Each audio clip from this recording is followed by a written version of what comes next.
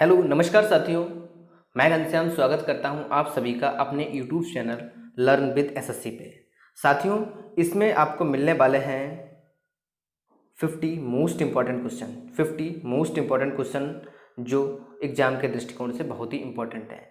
General science के questions होंगे जो रेलवे के लिए बहुत ही इम्पोर्टेंट है, एसएससी के लिए बहुत ही इम्पोर्टेंट हैं। तो आप सभी लोग जितने भी इस चैनल पर नए आ रहे हैं तो प्लीज़ चैनल को सब्सक्राइब कर लें, साथ ही बेल आइकन को प्रेस कर लें ताकि इसी प्रकार 8 PM डेली 8 PM पे आप सभी लोगों को ये वीडियो मिल जाए। बढ़ते हैं आज के पहले प्रश्न की तरफ। आज का पहला प्रश्न हमारा है निम्नलिखित में पहला प्रश्न है निम्नलिखित में उन रेखाओं को क्या कहा जाता है जो उन स्थानों पर मिलती हैं जहां तड़ित झंझा आती है? तो क्या कहते हैं? ऑप्शन हमारे पास 4 हैं। आइसोब्रोन्स। क्या कहते हैं? आइसोब्रोन्स कहते हैं। अगला प्रश्न हमारा है तापमान घटने के साथ साथ किसी वस्तु का प्रतिरोध है। साथ किसी वस्तु का प्रतिरोध जो है वो घट जाता है। क्या हो जाता है साथियों? घट जाता है। यानी ए पहले का जो हमारा ऑप्शन होगा सी ऑप्शन राइट हो जाएगा और दूसरे का हमारा ए ऑप्शन सही हो जाएगा। अगले प्रश्न की तरफ बढ़ते हैं। अगला प्रश्न हमारा है 3rd नंबर। पोर्टलैंड सीमेंट का आविष्कार किसने किया? तो पोर्टलैंड सीमेंट का आविष्कार जोसेफ स्पीडन ने किया। किसने किया? जोसेफ स्पीडन ने किया। अगले प्रश्न की बढ़ते हैं। अगला प्रश्न हमारा है माफ करना 54 लिखा है, यहाँ पर 4 क्वेश्चन था। तो ये हमारा है भारत की पृथ्वी से पृथ्वी में मार करने वाली पहली सफलतापूर्वक विकसित देशज मिसाइल कौन सी है? तो कौन सी है वो? पृथ्वी मिसाइल है। कौन सी है? पृथ्वी। अग्नि नहीं है, पृथ्वी है। पृथ्वी है, नाग नहीं है, आकाश नहीं है, यानी पृथ्वी मिसाइल हमारी, यानी वी ऑप्शन हमारा यहाँ पर राइट हो जाता है।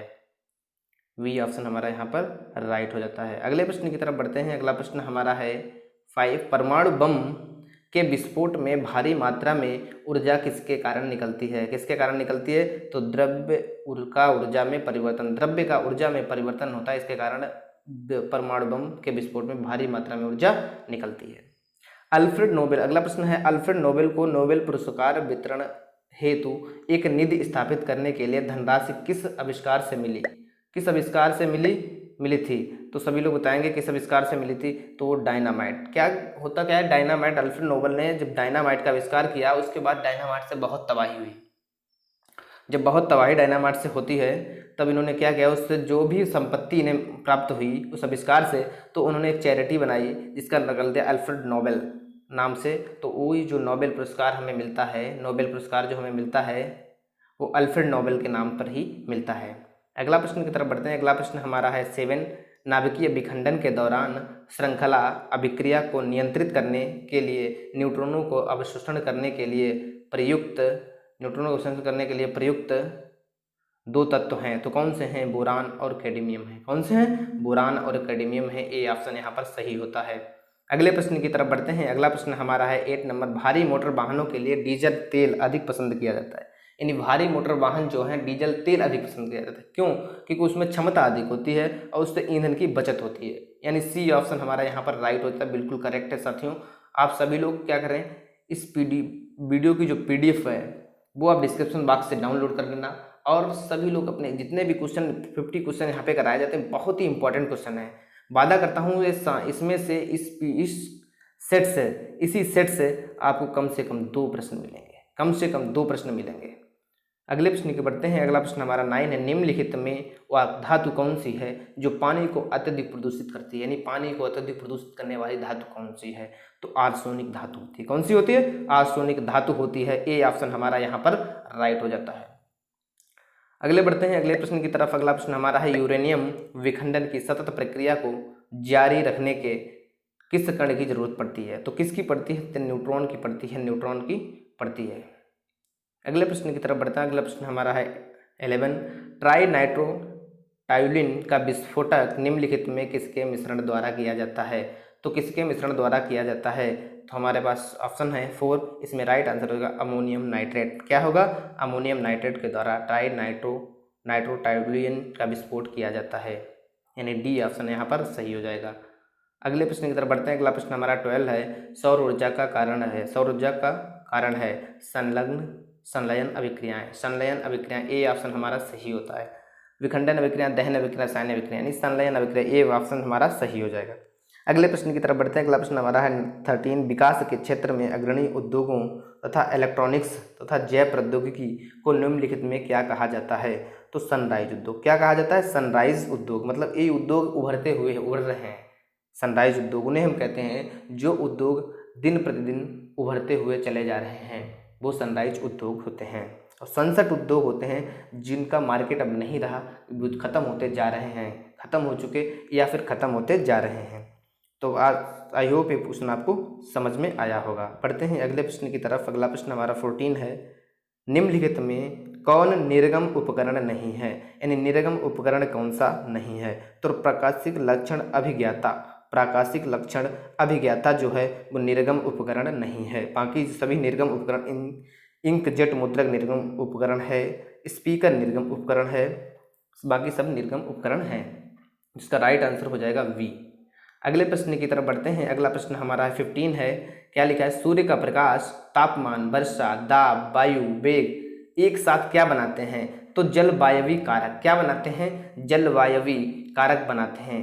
पर्यावरण नहीं बनाते, परिवेश नहीं बनाते हैं, जैविक यौगिक नहीं बनाते हैं, जलवायवी कारक बनाते हैं। यानी सी ऑप्शन यहाँ पर राइट हो जाएगा। सौर प्रणाली की खोज किसने की? अगला क्वेश्चन बहुत ही इंपॉर्टेंट क्वेश्चन है। अगला क्वेश्चन जो हमारा है बहुत ही इंपॉर्टेंट क्वेश्चन है, सौर प्रणाली की खोज किसने की? यानी 16 क्वेश्चन जो हमारा है बहुत ही इंपॉर्टेंट क्वेश्चन है, बहुत ही इंपॉर्टेंट क्वेश्चन है। क्या है? सौर प्रणाली की खोज किसने की? तो केपलर ने की। किसने की? केपलर ने सौर प्रणाली की खोज की।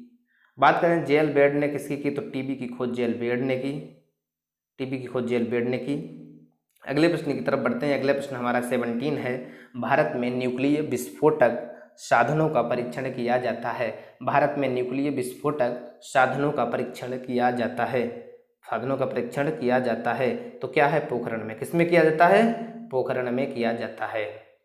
अगला प्रश्न हमारा है 2G स्पेक्ट्रम में प्रयुक्त जी अक्षर का द्योतित करता है। यानी जी जो अक्षर है इसका क्या होता है? इसे हम किससे करते हैं? तो जनरेशन से करते हैं। किससे? जनरेशन से करते हैं। ना तो ग्लोबल गवर्नेंस गूगल, इससे नहीं है, जनरेशन से होता है। जी का मतलब जनरेशन, यानी यहाँ पर सी ऑप्शन हमारा सही होता है।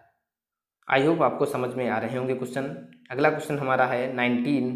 सारे क्वेश्चन जितने भी इस वीडियो में जितने भी क्वेश्चन हैं, जितने भी क्वेश्चंस हैं वो सारे क्वेश्चन इंपॉर्टेंट हैं। सारे क्वेश्चन क्या हैं?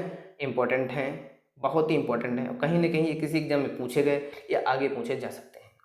तो ऑटो हॉर्न ने किसका आविष्कार किया? तो ऑटो हॉर्न ने एटम बम का किया। किसका किया? एटम। एक्सरे का खोज किसने की? तो विलियम रॉन्टजन ने की। एटम बम का खोज की ऑटो हॉर्न ने की। अगले प्रश्न की तरफ। अगला प्रश्न हमारा, निम्न में कौन सा प्रक्षेपास्त्र भूमि से वायु में जाने वाला प्रक्षेपास्त्र है? तो भूमि से वायु में जाने वाला प्रक्षेपास्त्र जो है वो हमारा क्या है? त्रिशूल है। क्या है? त्रिशूल प्रक्षेपास्त्र है। ए ऑप्शन हमारा सही होता है। अगला प्रश्न हमारा है, भारत में समस्त अंतरिक्ष यान प्रचालन का मर्म केंद्र MCF का मुख्यालय कहाँ है? तो हासन कर्नाटक में MCF का मुख्यालय जो है हासन कर्नाटक में है। अगला प्रश्न हमारा है, पायसी कारक एक एजेंट है। यानी पायसी कारक जो है वो एक एजेंट है, पायस को स्थायी कर देता है। यानी पायस को स्थायी कर देता है पायसी कारक एक एजेंट। तो इसका ए ऑप्शन यहाँ पर भी सही होगा।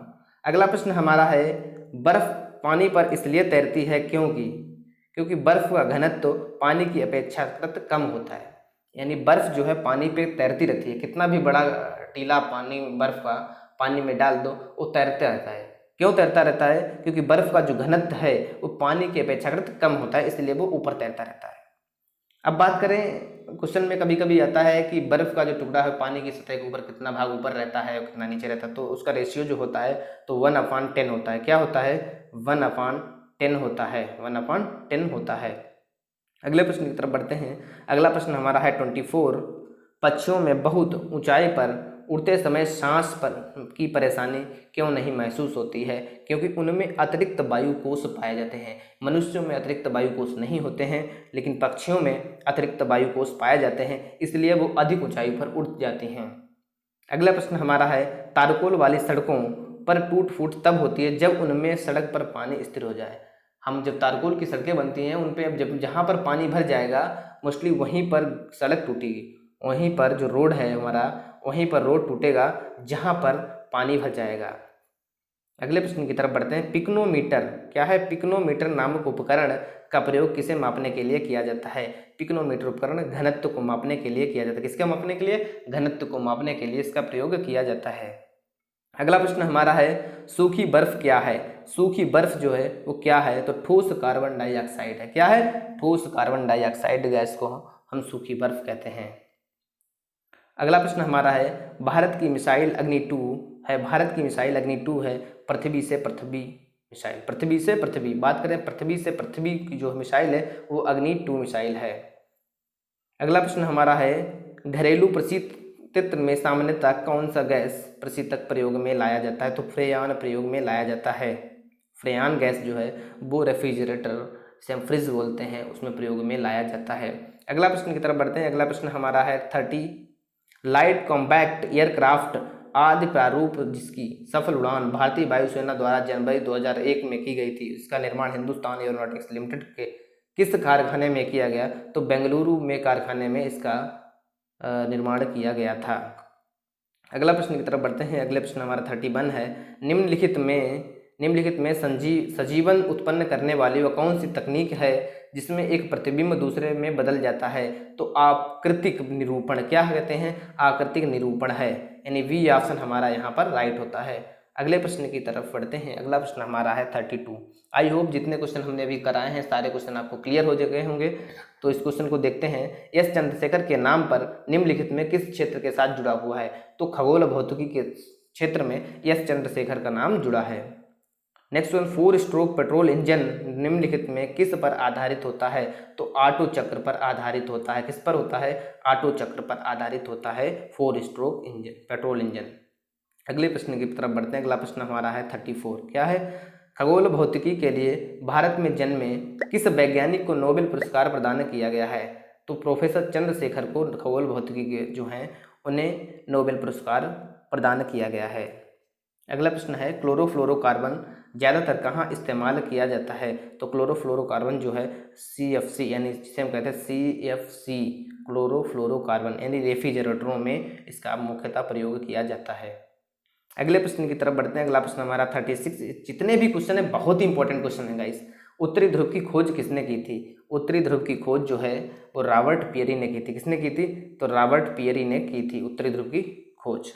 अगला प्रश्न हमारा है 37। निम्नलिखित में कौन सा कण परमाणु के नाभिक से संबंधित नहीं है? तो मेरान कण जो है परमाणु के नाभिक से बिल्कुल संबंध नहीं रखता है, तो मेरान है। अधिकतम जैविक क्षति किससे होती है? अगला क्वेश्चन हमारा है 38। अधिकतम जैविक क्षति किससे होती है? तो गामा किरणें जो हैं वो उससे सबसे अधिक जो होती है वो गामा किरणों से होती है। एक्स किरणों से नहीं होती है इतनी, गामा किरणों से सबसे अधिक जो होती है वो गामा किरणों से ही होती है, यानी बी ऑप्शन इसका सही हो जाएगा। अगले प्रश्न की तरफ बढ़ते हैं। अगला प्रश्न हमारा है 39। तो क्या है? निम्नलिखित में कौन सा प्रक्षेपास्त्र वायु से वायु वाला प्रक्षेपास्त्र? तो अस्त्र जो हमारा प्रक्षेपास्त्र है वो वायु से वायु वाला प्रक्षेपास्त्र है। अगला प्रश्न, एक्स किरणों की खोज किसने की थी? एक्स किरणों की खोज किसने की? तो एक्स किरणों की खोज किसने की? सभी लोग बताएंगे। 4 option, Faraday, Roentgen, S Davy, लेविजिए। तो इसकी खोज किसने की? तो इसकी खोज रोंटगन ने की। विलियम रोंटगन, डब्ल्यू रोंटगन ने इसकी खोज की है।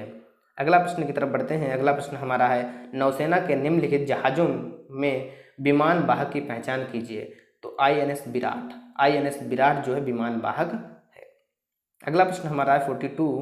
वायुयान का आविष्कार किसने किया था? वायुयान का आविष्कार किसने? ऑरविल एंड विल्बर राइट ने वायुयान का आविष्कार किया था। ये ऑप्शन हमारा यहाँ पर सही होता है। अगले प्रश्न की तरफ बढ़ते हैं। अगला प्रश्न हमारा है 43। क्या है? बारूद का आविष्कार किसने किया था? बारूद का आविष्कार रोजर बेकन ने किया था। किसने किया था? रोजर बेकन ने बारूद का आविष्कार किया था। अल्फ्रेड नोबेल ने डायनामाइट का आविष्कार किया था। अल्फ्रेड नोबेल थे, इन्होंने डायनामाइट, किसका? डायनामाइट का आविष्कार अल्फ्रेड नोबेल ने किया था। अल्फ्रेड नोबेल ने डायनामाइट का आविष्कार किया था। अगला प्रश्न हमारा है, जेट इंजन का आविष्कार किसने किया? यानी जेट इंजन का आविष्कार सर फ्रैंक व्हिटल ने किया। किसने? सर फ्रैंक व्हिटल ने जेट इंजन का आविष्कार किया है। अगला प्रश्न हमारा 45 जो है, सौर बैटरियों में प्रयुक्त पदार्थ होता है तो सिलिकॉन का पदार्थ होता है। किसका होता है? सिलिकॉन का पदार्थ। जो और दूसरा क्वेश्चन यहाँ पर बनता है कि चिप जो है चिप किसकी बनी होती है? वो भी सिलिकॉन की ही बनी होती है। किसकी? सिलिकॉन की ही बनी ही होती है चिप। अगला प्रश्न हमारा, टीका के आविष्कार किसने किया? यानी टीके का आविष्कार जो है एडवर्ड जेनर ने किया। एडवर्ड जेनर जो थे उन्होंने टीके का आविष्कार किया था। अगला प्रश्न हमारा है 47, स्फटिक निम्नलिखित में किसका क्रिस्टलीय रूप है? स्फटिक निम्नलिखित में किसका क्रिस्टलीय रूप है? तो किसका है? तो सिलिका का क्रिस्टलीय रूप है। किसका है? सिलिका का क्रिस्टलीय रूप है। अगले प्रश्न की तरफ बढ़ते हैं। अगला प्रश्न हमारा, टेलीविजन का आविष्कार किसने किया था? तो अलेक्जेंडर ग्राहम बेल ने टेलीविजन का आविष्कार किया था। अलेक्जेंडर ग्राहम बेल ने टेलीविजन का आविष्कार किया था। अगला प्रश्न हमारा है, भारत और रूस ने बहु अरबों डॉलर वाले किस प्रौद्योगिकी स्थानांतरण सौदे पर हस्ताक्षर किए थे? तो भारत ने में 150 Su-30 के बहुउपयोगी जेटों का निर्माण इस पर हस्ताक्षर किए थे। अगला प्रश्न हमारा 50 है, जो कि बहुत ही इंपॉर्टेंट क्वेश्चन है।